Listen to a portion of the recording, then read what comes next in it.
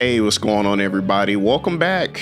Tier 7, Tier 8. Let's just jump into it. Starting off with Tier 7, we're going to talk about something called staring anxiety. Staring anxiety speaks to a lot of issues dealing with us basically staring at screens too long. There's something out there called digital eye strain, and it basically happens to all of us if we end up staring at screens for entirely too long.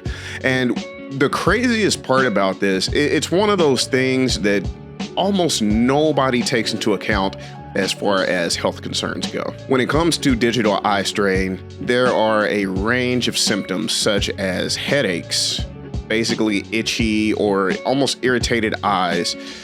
We can even go down the route of neck pains and other head injuries as well.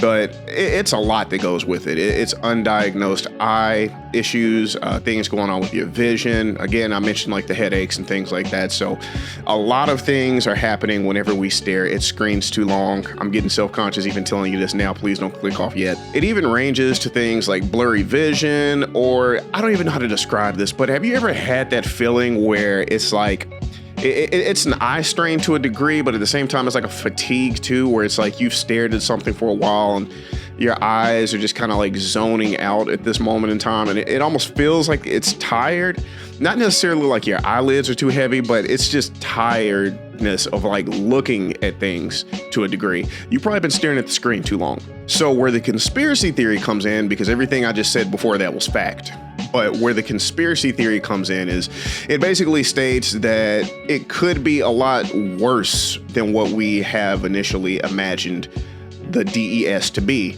and the symptoms could be a lot more deep-rooted. This is another one of those theories that kind of turned out to actually be true to a degree, but it's kind of indirect. So it doesn't necessarily have to do with you exactly staring at the screen, but you staring at the screen for a prolonged amount of time, and just in combination with some of the things that you are viewing on your phone play into this to make the conspiracy theory kind of work. So let's dive into what that means. There are studies out there that have shown that dealing with certain types of social media, especially for too long, which is a slang term we have for it now, being chronically online, can actually alter people's brains, and to a degree it is making people a little bit more psychotic. This, along with the nature of people just being a little bit more sheltered, and when I say sheltered, I guess not really sheltered, more or less by themselves. I don't know why my brain's not functioning. I probably stared at the screen too long today, but when people are just in solitude too long and not being able to have live face-to-face human interactions, that causes people's brains to change a little bit, believe it or not. And this is having so many compounding negative effects, such as people having to compare themselves to other people on social media because you see someone may have got a new car or a new house or a new spouse or new job, whatever, and people get into this weird comparison game, right? So that starts playing on people's own self-confidence in some cases. And because of that, some people, everybody's different, interact differently. Some people will grow bitter about that. Some people will grow angry. A very small amount, which is unfortunate, are motivated. And this is one of those things that plays into it, but also there's certain spaces that promote people being hateful towards each other when it comes to social media. People just can't be nice. People want to say mean things, even for nothing, right? And all of this plays into people just slowly becoming weirdos and kind of just breeding another, level of psychopathy to humanity. Not only that, but another major thing when it comes to it is the blue light. You've probably heard of blue light at this point, right? You've seen people with the blue light blocker glasses, the special little blue, tint lenses into them and whatnot. And that plays, an effect into us as well, because it throws off our circadian rhythms. Because of that blue light, right? It tricks your brain into basically turning off whatever chemicals it needs to turn on for you to go to sleep, which usually is naturally produced melatonin. Right? But what that happens, or what happens with that, is it causes you to stay up later. And that also, I mean, let's be honest, lack of sleep can definitely play into anyone's psyche, right? So whenever you are chronically conditioning yourself to have bad sleep, compounding on top of all these other issues, it just asks, you know, what type of people are we creating, right? And I mean, we even see it now with like these kind of, you know, iPad kids, right? Where you take the iPad away and then they just start foaming at the mouth and turn into like zombies, right?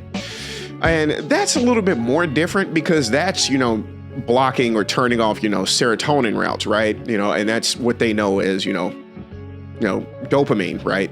That's what they get their hits from. So when you take it away, you know, they're spazzing out. But I mean, all of that just combines together into this staring anxiety thing, because it just says, you know, what are we if we're not holding one of these in our hands? You didn't even know I had that in my hand the whole damn time. So there are ways that you yourself can alleviate yourself from this DES or potentially going crazy. And I say this not as a joke, but being dead serious. You should go outside and touch grass. And there's a rule for this. It's called the 20-20-20 rule. Now, what's funny about this is what I meant earlier when I said nobody takes this advice. But basically what the 20-20 rule says is if you are looking at a screen for 20 minutes, right, you need to then go take a 20-minute break. And when you are taking that 20-minute break, you need to go basically stare out into the distance, at least, I think 20 feet. Yeah, you need to go stare out somewhere that's 20 feet away, at least, right? Because you got to train your eyes to stop looking this close to something and looking at a bright light, right, that is artificially changing your circadian rhythms and changing your brain structure to stay up later and be a weirdo and argue with people online. So you need to go outside, take about 20 minutes, just take some deep breaths, right? You feel that? You feel that? It's pollen season. Maybe you couldn't do that, but you get what I'm saying. But there's other ways, right? Like the blue light filter, blue blocker glasses, whatever the hell they call them, right? You can get some of those, you know, even if you don't need glasses, you technically need that filter. You can also do eye drops that actually are designed for that. I think there's a special kind of eye drops for staring at screens too long. So there's other methods out there to, you know, deter you from slowly becoming a psychopath, arguing with people online, and possibly getting better sleep. We all love better sleep, right? Akashic Records. So I want to preface this right now, okay? We're in tier 7, tier 8, and we're about to be in 9 and 10 of this, you know, whole conspiracy theory iceberg. Once you kind of start hitting this level, that's where it kind of starts switching to this, like, these are less factual theories, and some of them are more or less like philosophies, right? Very little information. You just kind of see if you feel the vibes with some of these. That's the best I can tell you. So there was a somewhat religious movement established in the 19th century called Theosophy, right? And that's kind of sort of basically where Akashic Records came from. It's a mix of Neoplatonism, Hinduism, and Buddhism, by the way. Although it was considered a religious movement, the founder, Helena Blavatsky, said it is not a religion. That's why I kind of got iffy earlier calling it that. They're very weird. Like, they say stuff like, oh, we don't have beliefs, but we believe this, or it's not a religion, but, you know, we do worship. Like, it's weird stuff like that with these people. They're kind of obnoxious. And according to Helena, they don't have beliefs. And according to Helena, they don't have teachings or beliefs, but they do have doctrines. You see what I mean? So to peel back the layers of the Akashic Records, right? Let's start with like the roots of what, you know, some of this means. So the word Akasha is like the root of where it came from, and it came from Sanskrit, right? And it's one of those things where it means multiple words, so it can either mean sky or atmosphere or ether with the A in front of it. So this is where it gets freaky. So Helena describes it as like, I don't even know. Everything about this is a head ass. So she describes it as like a life force, I guess you could say.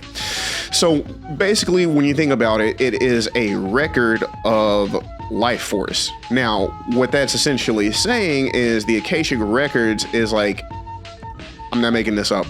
They say it's an indestructible tablet of light that basically has all of everything that is and was. Like, literally, It has a record of everything that any human or life force has ever experienced in the past, in the present, in the future, throughout the universe. And what it's saying is, if you are enlightened enough, you can access this record of literally basically endless information. And I don't know, do whatever you want to with it, whatever you need universal knowledge for. There was a man named Edgar Cayce who claimed to be a well-known, basically psychic, right? And according to him, he claimed that he was able to access these Akashic or Akasha records. And believe it or not, this Edgar dude was actually very popular like a century ago. And I mean, like really popular. Like people would call him up for a bunch of different things. And it's kind of funny because I feel like whenever we think about like calling up a psychic or something, right? You know, most people think, you know, oh, you know, let me talk to my dead spouse or, you know, my grandma or grandpa or something like that. No, they were calling this dude I'm not making this up. They were calling this dude to like figure out where they should drill oil at in Texas and other business ventures like that. So I want you to think about that. That's how serious they took this dude, that they had oil rigs, like oil drilling companies and different like business tycoons trying to call this dude to figure out where they should drill for oil in Texas. This guy, Edgar, also was trying to make predictions about how LA and New York were going to like fall or something between the years 1932 and 1936. They're still here today, so I don't necessarily know what he meant by that, right? I don't know if he meant fall for good or, you know, I don't know. I'm pretty sure, you know, it's a psychic.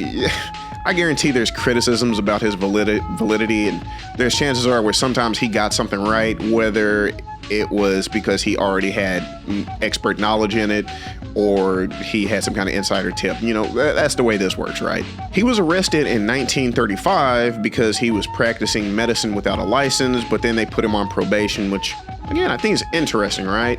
You know, they could have easily called this dude a quack and just kind of blackballed him, but they were just like, you know, just watch yourself for next time. He also had another crazy prediction that he was going to be reincarnated in the year 2100, and he was going to be so random. He was going to be reincarnated in Nebraska, right? Because he said he couldn't go back to his hometown in California because California was going to be in the ocean. Now, what's kind of freaky about that, and again, this goes back to just knowledge, right? There are a few scenarios where people believe that the entire West Coast is going to be no more, possibly in the next 100 years, right? Believe it or not. Matter of fact, don't freak out, but one of those predictions is saying that the West Coast is going to be no more in like less than 10 years. And I know what you're thinking, like, what the hell is going to happen to the West Coast? So there is, I forgot what it is. It's either a comet or a meteorite. I forgot. But a big ass rock in space, right, is about to like literally come very close to colliding into Earth. And I think that's in the next like few years, like 2029. I think it's called Apophis or Apophis, something like that. But it's supposed to like have a nearby collision with Earth, and it's going to be so smooth, like just like this. You see the microphone? It's going to be like, and it's going to fly over, but it's going to be so low that it's going to be in our atmosphere, right? But what they say is after it does that near miss, within about 7 years, so the year 2036, it's supposed to fly back, and this time it's supposed to hit right off the West Coast.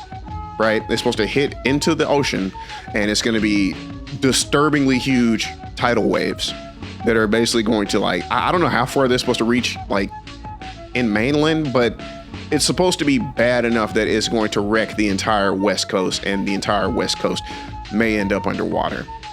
Dead ass. Now, again, things can change, right? You know, and you know, I don't know, NASA people, whoever the hell looks at space, astrologists, Jesus Christ, astronomers, you know, they're doing their calculations, and they're trying to, you know, monitor this, right, to make sure that it doesn't actually collide with Earth. We'll see, blah, blah, blah, don't look up, blah, blah, blah. Anyways, but yeah, that was that dude's claims. So according to him, he accessed all this information through the Akashic Records. So if you have any psychic friends, ask them if they could go into the big library of the universe and figure some stuff out. Tell me what the Powerball numbers are. Gatekeeper's remorse is an interesting one. So this one states that there are people out there, right? Let's talk about, movie directors, book authors, basically anybody that tells stories, right? Writers even, right? So just think of all people in those kind of realms that make books, make things along those lines. Possibly, I'd say maybe even journalism, but I don't know about that. But here's what it says. It's Gatekeeper's remorse, right? What Gatekeeper's remorse is saying is these people have been brought up to a certain position to where they can see certain things. They can see, the world for what it truly is. They can see reality for what it truly is. And they know things that other people do not know about reality. And they believe that we are in some kind of confined, controlled space. And when I say that, I'm not talking necessarily on like a, simulation thing to a degree, but not to a degree, right? But what I'm saying is they know that we are basically, as a society and as humanity, we are put on these like rails, right? And we're put on this track to go down this precise path, right? But according to what they're saying is they have a remorse. They know that we are being controlled. They know that we are being, basically, I don't want to say neutered, but basically just minimized to a degree. And we're not living our full potential spiritually, emotionally, physically, whatever you could think of. So what they've done is they have hidden the truth in certain books. And that is what the Gatekeeper's remorse is. They are remorseful that everybody is going around just being ignorant idiots to what the world truly is. So what they do is they feel like if you truly want to know how the world is, you need to look at these books. Now, what Gatekeeper's remorse is as a total is it's saying that it's a list of books that you should read and you should figure out what's truly going on in reality and how your reality is actually being very watered down to what your perception is of what it truly is. Another suggestion is these books are also preparation, saying that some type of event is going to happen in the near future. And if you are a person that is aware enough and your perception is high enough, then you should be gravitating towards some of these books to figure out how to prepare yourself and your loved ones. Wowzers. See, this is why I like this, this whole, once you get to 7 and 8 tiers, because it just starts getting wild. You're like, what the hell am I talking about?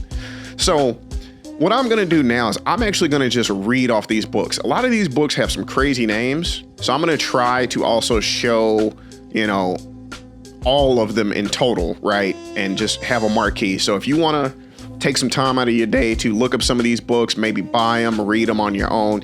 Tell me how you feel about these books. Tell me if any of these books are malarkey or if you believe some of these books are true, right? We're going to go through some of them. Actually, all of them. So I'm going to just read them off. We have Low by Charles Fort, T.A.Z. by Hakeem Bey, Flying Saucers by Carl Jung, Operators and Things by Barbara O'Brien, which, by the way, we're actually going to bring that one back for another conspiracy theory video. So keep Operators and Things in mind. It's very interesting. The Eighth Tower by John Keel, The Goblin Universe by F.W. Holliday, Things and More Things by Ivan Sanderson, Mind Monsters by Jenny Randalls, The Descent of Woman by Elaine Morgan, The Resonance of Unseen Things by Susan Lepsilter, One Dimensional Man by Herbert Marcuse, Incunabula by Joseph Matheny, The Illusion of the End by Jean John Baudrillard, Omphalos by Philip Gossi, or Goss. And by the way, I think Omphalos is actually another conspiracy theory. Shout out if you want to see me dig in for that. The Beginning Was the End by Oscar Kiss Merth. Man the Molecule by Charles Edgar d'Anguiar. Miracle Visitors by Ian Watson.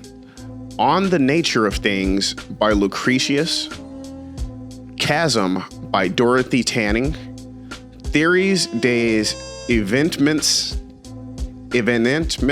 Jesus Christ, Extraterrestres by Arnaud Esquire, Trancy by Kathy O'Brien, Supernature by Lyle Watson, Archives by Tony Oursler, Panopticon, we talked about Panopticon, right? By Steve McCaffrey,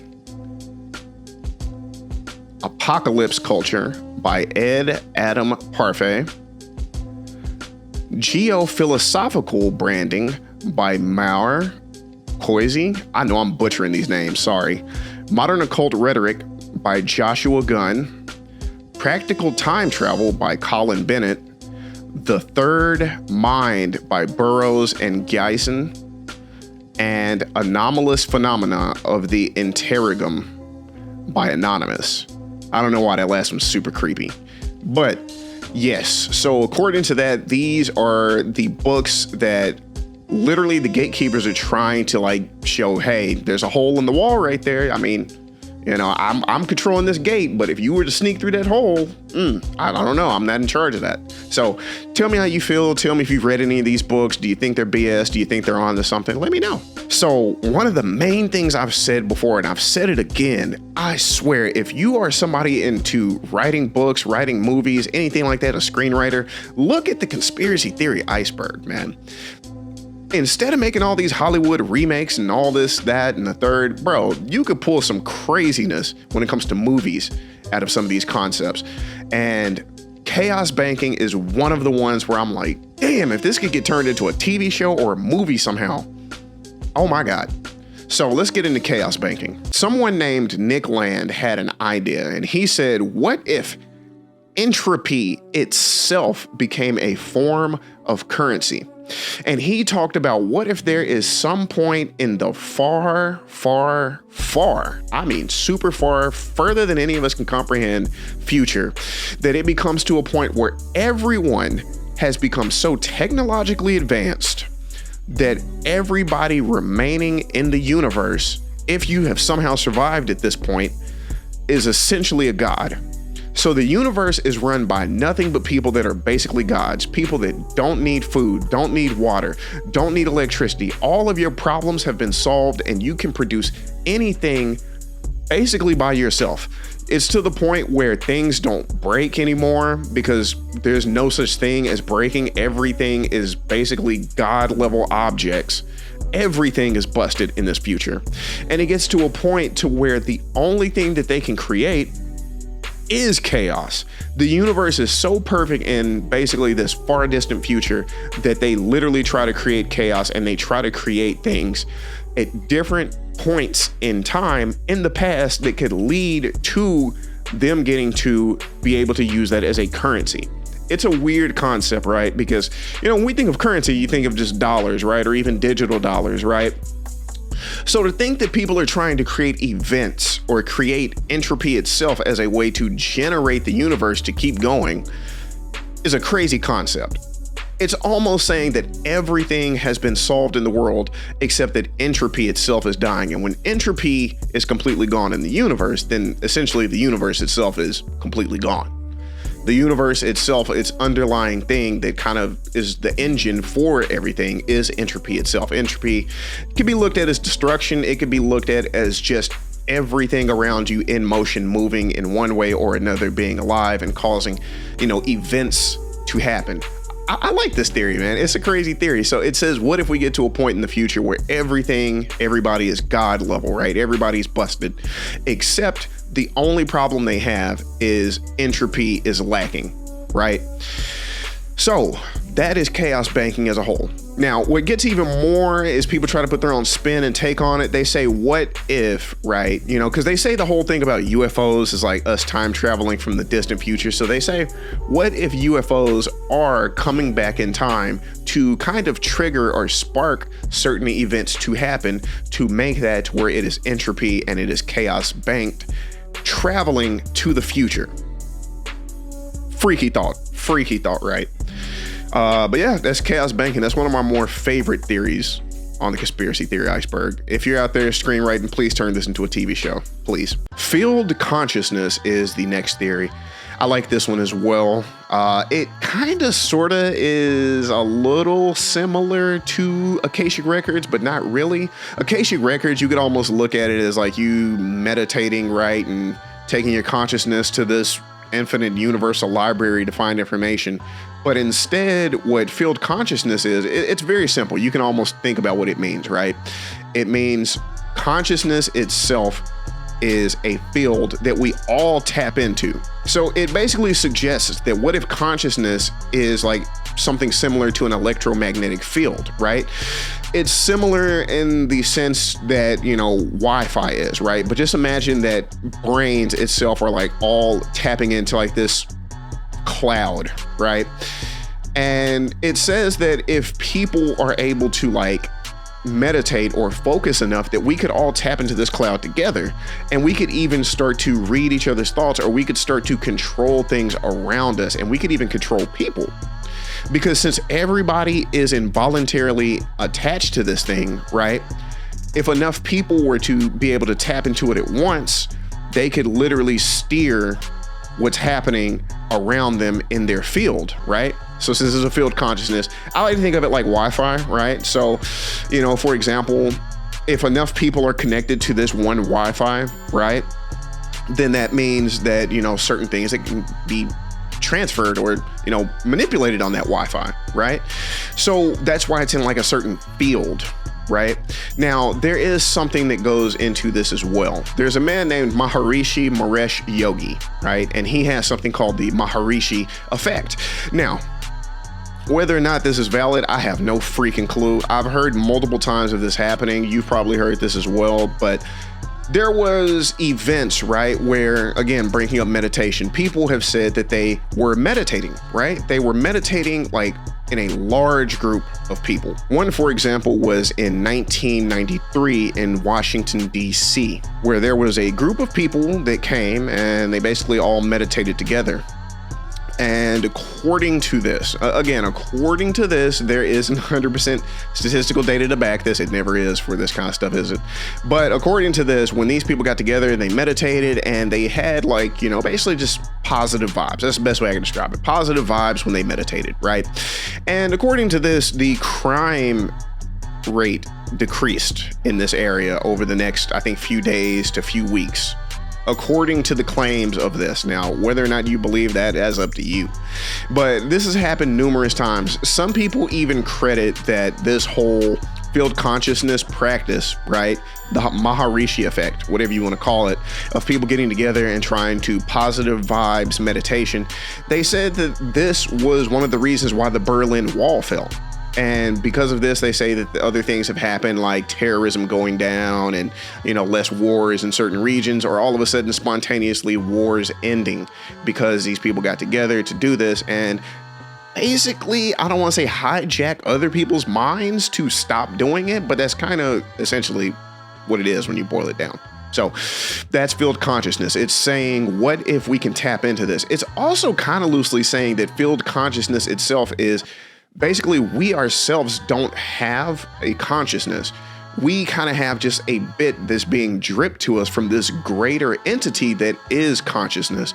And that itself is dripping into each one of us individually. So what we can do is return back to it to try to influence other people and manipulate them on that same field of consciousness. Freaky thoughts, right? Tier 7, baby. Cloud farming, I wanted to include this one because this one actually is true. And I realized that to this day, some people don't know that this is actually true. Have you ever heard about weather manipulation and things along those lines? Now, to a degree, some of them are a little bit over the top, and I can't, you know, vouch for all of the claims, but I will say like cloud seeding, cloud farming, that is legitimately a thing. Like dead ass, you can go look it up. So basically in the conspiracy theory Iceberg, they call it cloud farming, but the more popularized official term nowadays, again, you can go look it up, it's called cloud seeding, right?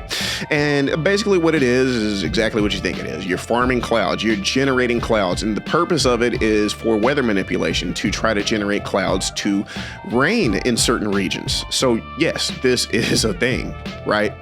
Like legit, this is a thing. You can go look it up. But what I didn't know is cloud seeding is actually more than just trying to make it rain, but that is one of the things it does. It also is used as a form to manipulate clouds to where they mitigate hail, which I thought was kind of cool. And it's also used to disperse fog, which I think is interesting. So, I mean, are you really shocked? I mean, you know, we have so many other things in the world. Eventually we were going to figure out how to make clouds that didn't come from vapes, right? Now, what's also interesting is this technology is, again, not new.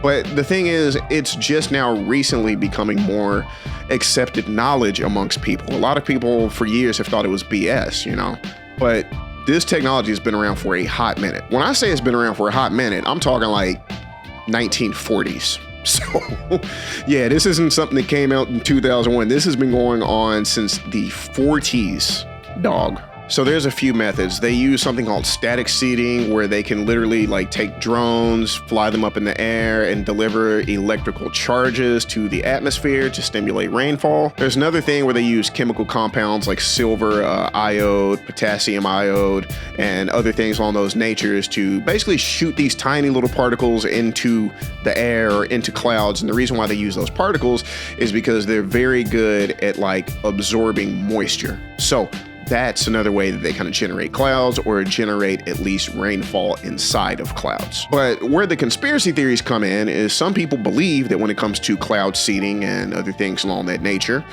what if when you sprinkle those things into the clouds, right? What if some of them come back down and then I inhale that? So some people believe that it's mind control. Some people believe that it's actually causing cancer or other things along those lines. I'm here to tell you, according to what the scientists say, which I'm not one of, according to what they say, it has minimal to no impact on our health. So you can take that to the bank, you know, you can believe that or not. I don't know. It's up to you. I don't got your brain.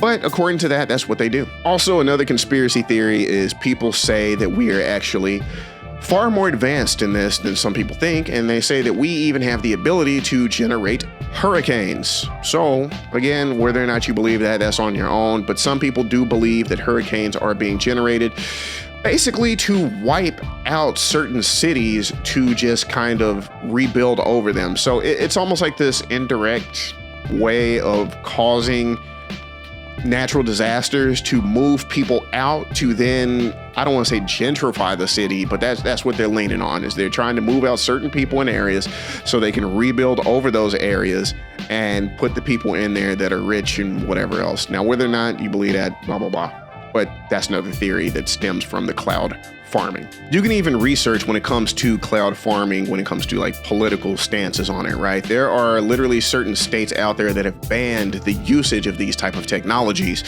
So yeah, again, like you out here debating on whether or not it's real, and we literally got people making legislature on saying you can't do that shit over here. So, you know, again, how much more information do you need to believe it? The Anunnaki puppet show. Oh, buddy boy. So going into a very similar theory we covered in an earlier topic, right? I don't know if you noticed this also, but like a lot of these deeper theories, like in the later tiers, are also like expansions of previous conspiracy theories. So another one we talked about was the prison Earth, right? Prison Earth or prison planets, right? Where, you know, life forms are basically stuck to a planet and they're there for whatever reason, whether they did something bad, whether it's a science experiment, or in this case, whether it's a TV show, puppet show. Now, this is where I'm about to switch gears on you, and I'm about to throw a little bit of my philosophy in this, or at least my thought process.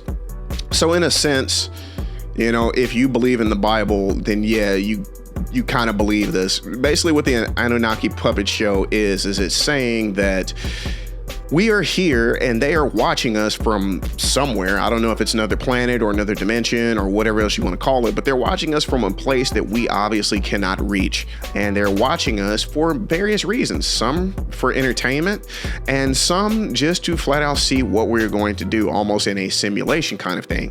And when I say, do you kind of believe in the Bible, you kind of believe in this, that's essentially what I just said. When you look at the nature of demons, right? or in this case, possibly even Anunnaki, since that's kind of supposed to be fallen angels, demons, blah, blah, blah, blah, blah, right? But when you look at the nature of what that's supposed to represent, you know, us, obviously it's evil, right? You know, you're possessing people, you're making people do this, be that, be corrupt. But when you look at it from that point of view, they're trolls. It's very interesting to think about it like that, right? They're trolls. They kind of don't care about us, and they're just like, oh my God, is his stupid ass gonna do? Oh my God, I can't believe he did that. I can't believe he did that. So in a weird sense, that's what the Anunnaki puppet show is saying, is that we are here, but we are basically a reality TV show for some aliens. When it comes to this, I definitely believe this, because there's people like Neil deGrasse Tyson that says, why would aliens ever come here and be interested in us when they're so, you know, intellectually advanced? But then look at us. We watch, you know, videos on TikTok all the time of other animals that are nowhere near as intelligent as us doing stupid or cute things. Aren't you entertained? Yeah, that's what I thought. So, you know, why wouldn't they be entertained when they look at us? I mean, when they look at, you know, our presidency right now in the United States, again, scary to us, funny as shit to them. So it's like, oh my God, I can't believe they elected this person to do this, that, and the third. So when you think about it in the grand scheme of it, I mean, yeah, it is a little bit of truth to it, right? I mean, there is some truth to it. Like, that's kind of sort of, I'm not gonna say it's kind of sort of happening, but like I said, if you believe in certain religious texts, then yes, you kind of believe in something like this happening. The theory gets even deeper though. It gets deeper to the point that it says that is one of the grandiose themes, you know, going off the piggyback of like the whole Gatekeeper's Remorse thing, is it's saying that some of the people in power already know this. They're aware that this is happening to us right now. And that's why they act the way that they act, because they know that there is no salvation for us. Again, scary, dark thoughts, right? But they're saying that these people act that way, right? You know, you look at the rich elites, you look at, you know, what's happening with the Epstein stuff. They say that all of this happens because they know that we're already doomed. They know that all of this is essentially just some kind of fake setup, and they're just like, whatever. So I'm going to do what I want, because at the end of the day, we're already doomed. Now, that is a scary thought to think, and that's grim as shit. And that's how we're going to end tier 7. Moving on to tier 8. And we're going to start that one out with something that's a little bit lighter. Starting off with tier 8, we're going to jump into lottery tickets are designed to trap time travelers. I put this on the list just because I think it's funny. This is hands down one of my favorite conspiracy theories, just because of how absurd it is and how hilarious it is to me. So, it's pretty much self-explanatory, right? I basically just explained it in the title of it itself, but I wanted to just kind of take a deeper dive. So, I mean, think about it. You know, we've all said that to ourselves, right? You know, if you could go back in time 15 years, what would you do differently? And, you know, a lot of people say they would, you know, invest in Bitcoin, or, you know, they'd win the lottery, or they invest in this stock, you know, what have you. And the theory itself basically just states that, you know, it's almost impossible statistically to win, you know, the lottery. So it says that a logical explanation is that people that win the lottery have come from the future to the past to place the winning numbers. And it's a trap to just catch them. I think that's hilarious. Personally, I put this on the list because, like I said probably every other video, a lot of these are good ideas, I think, for movies or TV shows. And I think this would be a ridiculous, wacky movie. Matter of fact, I even got the plot for the movie. The plot would be something along the lines of someone actually wins it fair and square. They win the Powerball or whatever, fair and square, right? They're not from the future. But this secret organization is trying to like hunt them down and catch them, because statistically and secretly, it's literally impossible for anyone to win the lottery. So they try to hunt them down and catch them because they don't believe that they are from this time, but they actually are. I just think that would be a cool movie. Any screenwriters out there, you know, do your thing. Next one on the list is also wacky, but in a weird way. And it's basically consciousness is beamed to us from the moon. So this theory also goes in conjunction with another theory called the hollow moon theory. And we're just going to kind of combo these two together. So let me explain the hollow moon theory, right? The hollow moon theory, it basically suggests that the moon itself is hollow. And the reason why that could be somewhat scary is they believe that it is hollow because there is some type of base within the moon itself. The entire moon itself is some type of alien structure or alien base, and it is put here in our orbit to monitor us from a distance, from a place that most of us can't even reach, right? So that's partially where the hollow moon stuff comes in. And the reason why this theory came about, the whole hollow moon thing, is because whenever the astronauts from the Apollo mission went there, they noted that there was long reverberations whenever they were on the planet, meaning that it almost rung like a bell. And, you know, if you know anything about that and reverberation, you know that it's easier to do reverberation in something that is hollow or empty. So that's kind of where that theory came from. It's not just something that people pulled out of their ass. It's something that the astronauts themselves from Apollo mentioned, that the moon itself sounded like it was hollow. Now, I just want to put that, you know, out there. They said it sounded like it was hollow. They never said it was hollow, so don't go running wild with that, all right? So they even did an experiment whenever they were leaving the moon, and I believe they crashed a piece of, I don't know, something into the moon, and it had the equivalent to, I forgot, like tons of TNT, and they recorded it from a seismometer, right? And whenever they recorded it, they noticed, you know, like I mentioned, that the reverberations and the vibrations lasted way longer than intended, implying that there was some type of hollowness to the moon. So the official scientific conclusion that they came up with was that because of the anatomy of the inside of the moon, it causes it to where it sounds as though it's hollow and it rings like a bell, just because of the way that the core and an outer mantle of it is. And it's different from what we have in our own planet, right? So because of that, they said that it sounds and it rings like a bell. Now, again, I don't know. I ain't never been to the moon, so, you know, you take that however you want to take that. Now, jumping off of the whole hollow moon theory, let's jump into the consciousness part, right? Okay, so we got all the hollow moon stuff, you know, kind of embedded, right? And then you just pair that up with people believing that there is a base inside of this hollow moon, right? Now, where it comes into play is people believe that whatever is inside of the moon is beaming consciousness to us. Not only do they believe that, but they believe that when people claim to be abducted by aliens and things along those lines, they're actually put into these UFOs, UAPs, flying saucers, whatever, and they are transported to the moon. And people believe that the entry to this hollow moon is on the dark side of the planet, which is always facing away from us. I know. It's a wacky one. And what even gets more interesting about this, you know, it's happened. It's been so long, I think people have forgotten that the whole term lunatic itself is from people, or people believing that people act strange whenever full moons occur. So you can deal with people, you know, in the medical industry, nurses, doctors. Some of them claim that whenever there are full moons, that the ER has a higher influx of patients. Now, again, that's not 100% proven, but that's what people say in the field. If you are a nurse or a doctor or something like that, let me know. How do you feel? Do you feel like you see more people coming into the ER or just coming into the hospital in general during full moons? I don't know. You tell me. I ain't the expert. Technocracy theory. Right? So we've already talked about technocracy on this channel before, you know, at least once or twice, right? So this is going to be somewhat of a recap to most of you guys that have already seen those videos or clips, but we're going to take a little bit of a different spin on it, right? So essentially, everything you've had applied to technocracy before, I ain't going through all that real quick, just a brief overview. Technocracy is a type of democracy, I guess you could say, but instead of it being a democracy, it's something ran off of technology and technological experts. In this type of technocracy, you would see things along the lines of people having complete reports about you. And when I say that, I'm talking like everything from, you know, your date of birth to your fears, to your likes, to your hates, like everything about you except basically your DNA. And at this point, we're probably going to have your DNA in it too.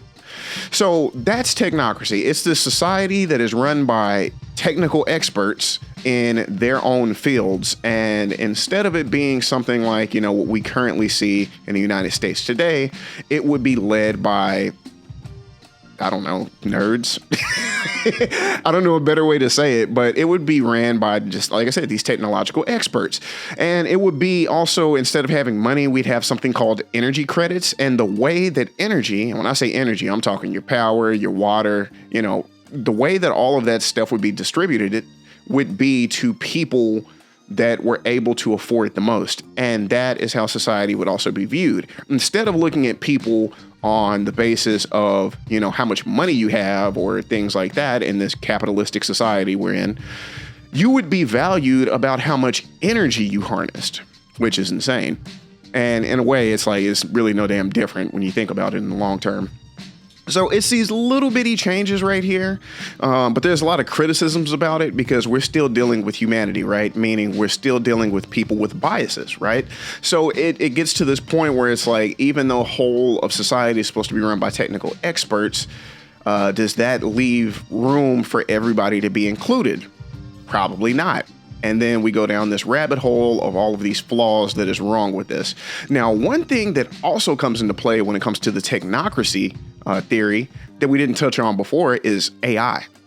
And what technocracy theory says is, instead of it actually being technical experts in these places, these technical experts are still there, but they're not the ones wholly running the show. Instead, it's a type of AI giving these people commands of how society should be run.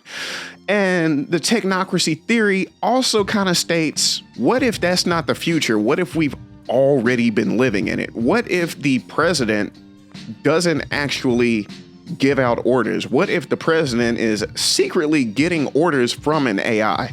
And it gets even deeper in that. And what if everybody is getting orders from some type of AI and we just don't realize it? You think you're getting orders from your boss, but then your boss is getting orders from this person. And then you trickle all the way up that chain just to realize that person is getting the runaround from another AI. So it's this crazy theory of just saying, what if everything we know as of right now is being run already by artificial intelligence? And what is also kind of bolstering this idea even more nowadays is all of these companies just out of the blue having this hard on for investing in AI. Even when it comes to, like you and me, the typical everyday person, we're like, bro, we don't care about that. And we're watching in real time companies lose money and essentially destroy their reputation and their whole, accounts, like their bank accounts, just to push this AI stuff. And everybody, again, keeps asking, who is it for? What is it for? Because when we look at a lot of the AI, it's still half-baked. And it's really not as impressive as many of us would have hoped it would be. And they keep saying, AI is going to take our jobs one day. And then we see so many videos of AI just doing everything we do, but probably in the shittiest way possible, cutting corners, errors. I mean, you name it. It's even a statistic out there that shows that companies that end up laying off people in hopes that they can replace them with AI, they said 55% of those companies regret that decision, and they even try to hire the workers back, which is awkward as hell. But again, what is it all for, and why are these companies pushing for AI so much, almost like they're trying to usher something in? That's what it feels like. It feels like they're trying to just usher something in, and they just keep rolling the dice, hopefully that one of these days the algorithm will be right to whatever it is that they're trying to put in place. But luckily, whatever it is, we're still not there yet. Black Snake Prophecy. I really almost said Black Snake Moan. Black Snake Prophecy is a prophecy brought to us by the Lakota, Dakota, and Nakota tribes from Native American culture. It basically states that there is a gigantic, and when I say gigantic, I mean gigantic, humongous black snake. And the prophecy says that it is going to cross over a big river. And if it does cross over that big river, meaning that we have a chance to stop this from happening, but if it does cross over that big river, that's basically a done deal. That's the apocalypse basically about to roll out right after that. So What does that mean? Well, let's be honest. It's a prophecy, right? And we don't fully know exactly what that means, but a lot of people have speculated what they believe that means. So one of the people named Black Elk was one of the people that had this dream, right? That's where the prophecy came from. It came from a dream. And according to Black Elk, whenever all of this takes place, there is the option that if we stop it, then it will usher in a new golden age for humanity and we will prosper, forevermore. However, if we do not stop it, then that's when stuff hits the fan. Also, by the way, they said that what's going to stop it is a hawk and an eagle, whatever the hell that's supposed to represent. But if we don't stop it, then yes, basically the waters are going to turn black and poisonous and all of the crops are going to die. And I think they even said maybe fireballs are going to fall from the sky, something ridiculous like that. It's pretty crazy. So what people have put together in their head and what they think that this actually means, because nobody actually believes that like a gigantic Godzilla-sized snake is going to cross some kind of gigantic river and everything's going to go bad. What people believe is they believe that this black snake is allegorical, I think that's the word, for basically a pipeline. An oil pipeline. And that kind of explains the water turning poisonous and the crops going bad a little bit, right? So some people believe that what this is saying is protect the environment and just don't let these things get out of hand, right? Don't let things come in and destroy our environment just for the sake of a few dollars. And that's ultimately what people took away from this. They believe that at some point in the future, we are going to come to a challenge, and that challenge is going to be, do you want to make this money, but potentially for nothing because everybody's going to be dead? Or do you want to think about the planet and think about the crops, think about the water, think about the people, for generations and generations to come that are going to be able to live off of that soil, right? Is it worth it?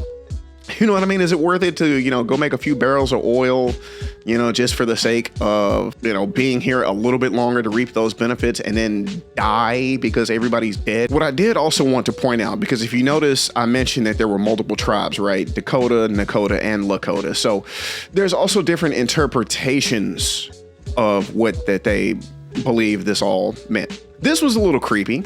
So the Hopi or Hopi, I believe, prophecy, it basically speaks of like sirens or trumpets coming from the sky. And then whenever those sounds come from the sky, there's going to be a blue star that descends from the sky and collides into the planet, and then basically we're wiped out. I don't know what that means. Sounds scary as hell. I don't know if that's nuclear. To me, that kind of sounds like some type of nuclear bomb or something dropping.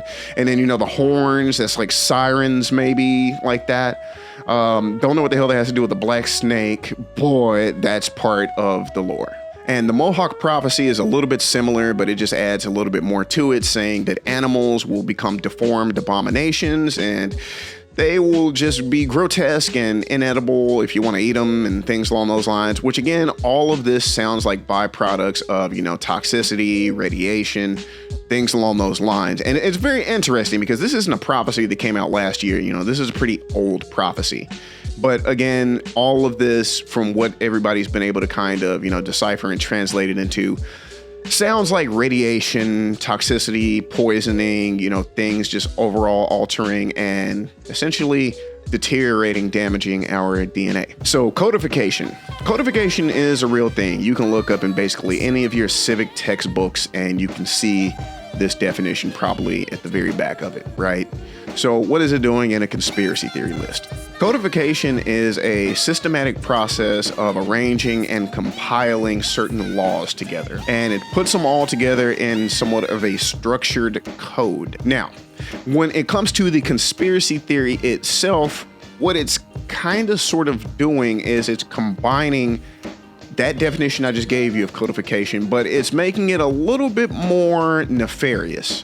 So there's also something else called gerrymandering. Gerrymandering, in layman's terms, it basically means that I'm changing zones and I'm changing, locations to fit in a certain way to where the votes from these places will swing in my favor. So for example, right, and it's really hard for me to explain it. I'm going to try to put some images up, but basically if I can tweak the way that zones are, right, and I know the way that people are based off of the demographics. I don't know how they vote, but I know the demographics, and I can try to guesstimate how I think these people would vote for me.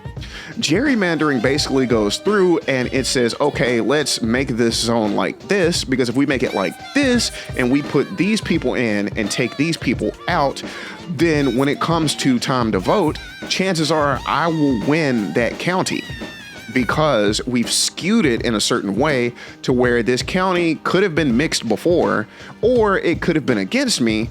But since we've like taken, this zone in and then we've taken that zone out, now it's going to be the color I want it to be. And when you gerrymander enough, you can swing an entire state in your favor, because you've skewed it so much that you've basically lowered the volume of your opposers. So what codification does is it's comboing all that together. When I say codification, I'm talking about the conspiracy theory. It's comboing that all together, and not only is it saying, that we're going to tweak these districts, these zones, but we're also going to tweak the laws around it, and we're going to make it to where it's harder for people that would vote against me to vote in the first place. So that's kind of what codification is when it talks about it in this conspiracy theory. It's basically saying we're going to put certain laws into place along with gerrymandering that just swings all of it in my favor. Even right now, there's something called the SAVE Act, right? And this has been a thing that we've been going back and forth on the past year or so. And people believe that the SAVE Act is a prime example of this codification instance that I just mentioned to you. The SAVE Act would require Americans to actually have to show their citizenship whenever they're going to vote. And just so you know, that's not a normal thing, right? Like, that's not a thing right now in today's age. And even when you think about it, when I say show your citizenship, I'm not talking about your driver's license. And, the average person, whenever they go up there, that's what you do. You show your driver's license. Boom, this is me. But no, this is actually talking about you got to show up with a passport or your birth certificate or something along those lines. And not everybody has that information readily available, So it just makes it harder for certain people to vote. Next up on the list, we have biblical aliens. And I'm not gonna lie, I like this one. I like this one a lot. So biblical aliens, man, there's a lot of directions we're about to go in with this. So I ask that you please keep up on this one. So at the very basis of it, and I'll start this out with a story, right? Whenever I was in high school, many millennia ago, I remember specifically, it was one of those days at the end of the year where there's nothing to do, right? I had my earphones in, I take them out for a split second, and I overhear someone say, "You know that aliens are demons, right?" And everybody was like, "What the hell are you talking about?" You know what I mean? Aliens are not demons. And I just remember listening, thinking in my head, what the hell is this guy talking about? Now, this guy, he's actually pretty religious. And not only was he pretty religious, but, even his uncle was a pastor. So I know he was in the weeds, you know what I mean? And he said, aliens are, demons, or demons are aliens, however you want to look at it. And then I realized, after a while, I was like, holy shit, he's actually right about that. Because, think about the very basis of what an alien is. Alien just means, a life form not from, this place, right? And we could talk about that from, a country standpoint, and we could talk about that from, a world standpoint, a planetary standpoint, even a dimensional standpoint, right? It's all true. It just means you're not from here. And when you think about aliens, when you think about angels, and when you think about demons, they're not from Earth. None of them are from here, right? So yes, all of that is alien story. And for some people, that breaks their brains when they realize that the Bible is really just one big ass alien story. When you think about it, and it's a crazy way to just really kind of put all this into perspective. So whenever we kind of talk about biblical aliens, though, believe it or not, that's not even wholeheartedly what it's talking about. What it's actually saying is there is, evidence of what you would consider your traditional alien in the Bible, not even counting angels and demons, So it's actually saying that there are aliens in the Bible. One thing that I do want to point at too is when we talk about this, and I think by now it's become, more mainstream, but I just want to talk about it for some of the people that still may not know yet. So when it comes to angels, right, there's these depictions of angels and whatnot. But the lore actually goes a lot deeper than that as far as like what angels actually look like. Now, something else I do want to point out too is there has been a misconception about some of these depictions as well, right? And I want to go over some of these with you right now. There's one of these that's called the Ophanim or Ophanim, right? And the Ophanim are supposed to be these type of angels that represent or look like wheels, and they describe them as wheels inside of wheels. Now, what I want to actually tell you and what I just recently figured out is, believe it or not, they do not call these angels in the Bible. So that's interesting. A lot of people lately have thought these were supposed to be angels, but they don't call them angels in the Bible. They help angels and they're allied with angels, but these are fucking aliens. They're fucking aliens, bro. So the whatever the hell that is actually not classified as an angel. And that's important to know. Me, myself, I actually wonder if the description of it was taken too literal, right? Because let's be honest, if we put ourselves, whenever the Bible was made, all of those, millennia ago, right? If you saw a UFO in the sky, you may call it something like that. Wheels within wheels with, all of these eyes. What if the eyes were not eyes, but instead, what if they were just lights, right? What if they were just like lights, around, the perimeter of the craft itself?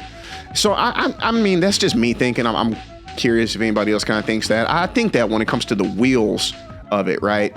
They talk about it had all these eyeballs and it was wheels with inside of wheels. I don't know. And when I hear wheels inside of wheels, it sounds mechanical, right? Like all these kind of cog wheels or something turning. I don't know. But either way, alien shit.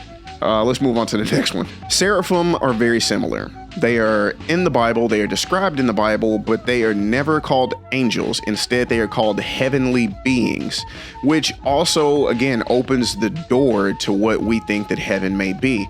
And it even makes it more interesting when you think about it, because, growing up as a kid, I used to always wonder, like, what is inside of heaven, or what's supposed to be in there? Is it just supposed to be humans and God and angels? And then I thought, well, if we believe in other life forms and if there is supposed to be a God that loves all, then, I mean, if aliens exist, because I think it's kind of pompous to think we're the only people in the whole damn universe. So it just made me think, like, would aliens also be in heaven if they were good, So whenever it says stuff like this, as they were heavenly beings instead of actually being angels, it makes me wonder, could the seraphim be just flat out another race way out there in some other part of the galaxy? But according to this, they're not angels, but they might be aliens. And the same exact story goes for the cherubim. Same exact story as the seraphim. They are in the Bible, they are mentioned in the Bible, they are described in the Bible, but they are not described or labeled as angels. Now, we're kind of sort of splitting hairs here, because I'm pretty sure in some translations you might be able to find that. I tried to go as far back as I could on the internet, because there's different versions of the Bible, right, that's been translated over the years. I tried to go back and find one of the oldest versions that I could, and whenever I did, that's what they said. So they classify them as heavenly beings, but they do not call them angels. Moving on, we have something called inverted humans. And yeah, see, I like these, man, because like they get so weird and just, obscure. So inverted humans, it's basically talking about how they have these, cave paintings, right? And in the cave paintings, they noticed that occasionally you would see, these like, stick figures, how they draw them in caves, right? And they would see these stick figures of humans. But occasionally they would notice that there would be one or two of these humans that for some reason one or the other would be drawn upside down. And there's no explanation as to why they would draw them like that. And, again, it's not like these people are dumb or, things along those lines. They're working with what they got, but they know, they don't know gravity maybe, but they know what it is to walk on the ground and walk upright and be right side up. So why the hell are they randomly drawing everybody in the painting being normal, standing right side up? And then there's this one person among them that for some reason is upside down. Now, a few theories say that maybe that is just the sign that that's one of their loved ones and they passed away. They're upside down because they're supposed to be, dead. But also at the same time, what they show is in some of these, that person is higher than them. So they're all like on ground level, right? Next to each other, side by side, right side up, like normal. But then there's this person above them, upside down. And they're asking, why is that? So it came to this thought of inverted humans. And the inverted humans thing, it just kind of runs into this whole web of different thoughts, right? I came up with a few different theories in my head, right? So this whole inverted human thing, right? One of them, it made me think about the uncanny valley theory. So if you've ever heard what uncanny valley is, you know that it talks about how, you can see someone like another person and it's something about them that just feels off. It's almost like you look at their face, and when you look at their face, it's like you can recognize key features, right? You see eyes, you see a mouth, you see lips, you see hair, skin, eyebrows, what have you, right? Facial hair. And you can look at them, but it's something that just feels off. You can't really put your finger on it, but something feels, I guess I would say incomplete, almost like some type of sentient, life-size doll that came to life, but it didn't make it all the way through the process.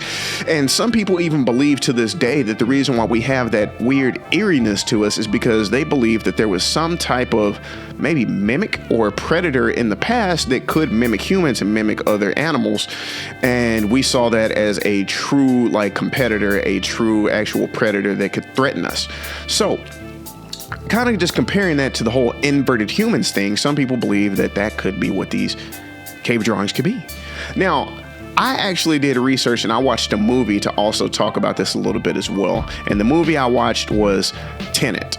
If you've ever watched the movie Tenet, it talks about how there is this parallel universe that we've discovered that literally runs right alongside us. But the difference is entropy is basically reversed. And what that means is that time itself flows backwards. It's everything that we're doing, but literally everything is in reverse. And when I say in reverse, I mean literally we would be walking and moving in reverse too. Everything's in reverse. So if you were in an explosion and you're supposed to burn up in the explosion, you would actually freeze in the explosion. The fire would cause you to get cold. It's reversed along those lines.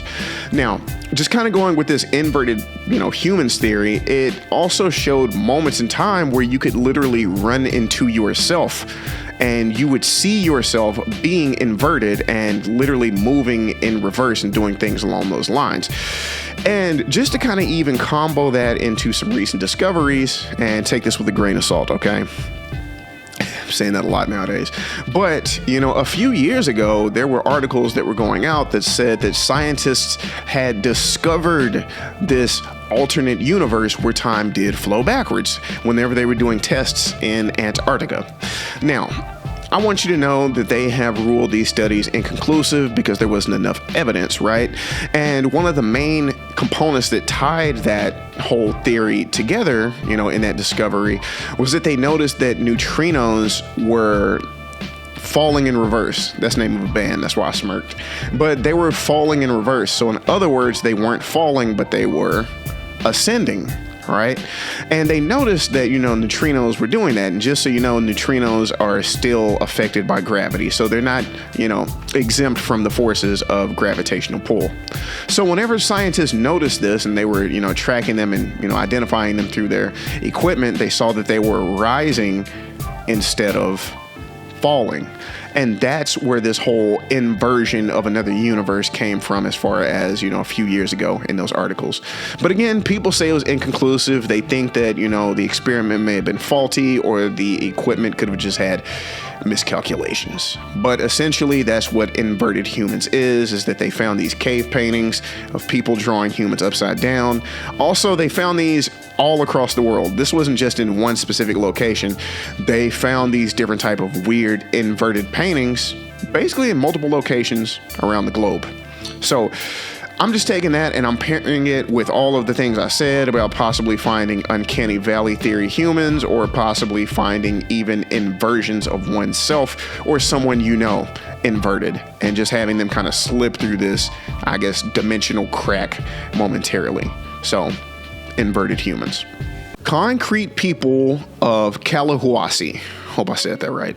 In Chile, South America, there is a large copper mine, and it's in this Collahuasi place that I named, right?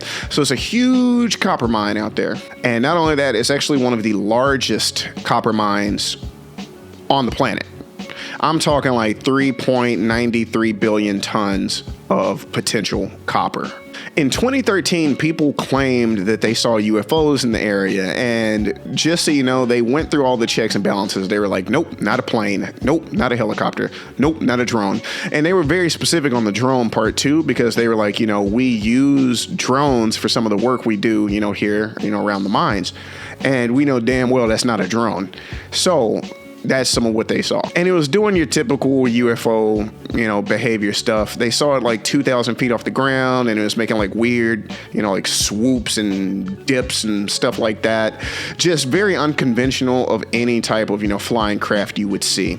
Not only that, but they said it actually like turned into like a silver orb or something, which is freaky, but that's what they said. They even got so thorough that they took this information and they ran it by a meteorologist who even straight up said there was no type of weather phenomenon in the area. So this wasn't swamp gas or some BS like that. And this wasn't a weather balloon in the sky. This wasn't any other weird Fata Morgana or anything along those lines. Not only that, but the people that witnessed it even mentioned that whatever it was, it couldn't have been a drone because of the evidence of how it was moving. They said the way that it was moving, it was very, you know, clear that there had to be something or somebody inside of that thing piloting it. Now, this is what gets scary as hell.